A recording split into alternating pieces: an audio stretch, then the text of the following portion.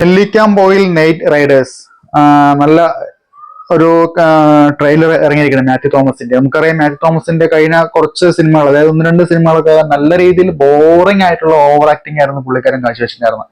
അതിനുശേഷമുള്ള ഒരു നല്ലൊരു ട്രെയിലർ റിയാക്ഷൻ വെച്ച് നോക്കുന്ന സമയത്ത് നല്ലൊരു രീതിയിൽ ട്രെയിലറാണ് എനിക്ക് തോന്നിയത്.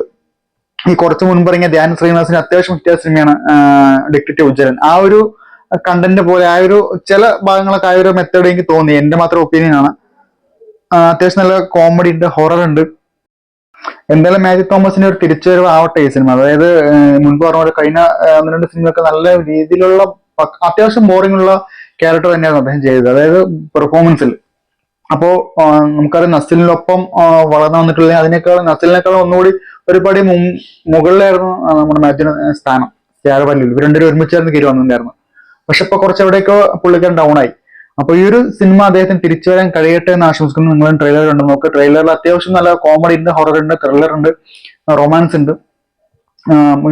ഞാൻ മുൻപ് പറഞ്ഞ ഈ എവിടെയൊക്കെയോ ചില സാമ്യങ്ങൾ എനിക്ക് തോന്നി ഡിറ്റക്റ്റീവ് ഉജ്ജ്വലനായിട്ട്. അപ്പൊ എന്റെ മാത്രം തോന്നലാണെന്ന് അറിയില്ല, നിങ്ങൾക്ക് തോന്നുന്നു കമന്റ് ആയിട്ട് രേഖപ്പെടുത്തുക. എന്തായാലും സിനിമ ഇറങ്ങട്ടെ, സിനിമ നല്ലൊരു വിജയമായിട്ട് മാറട്ടെ. അതില് പുതുമുഖം നവാഗതനായ സംവിധാന പേര് നൗഫൽ അബ്ദുള്ള.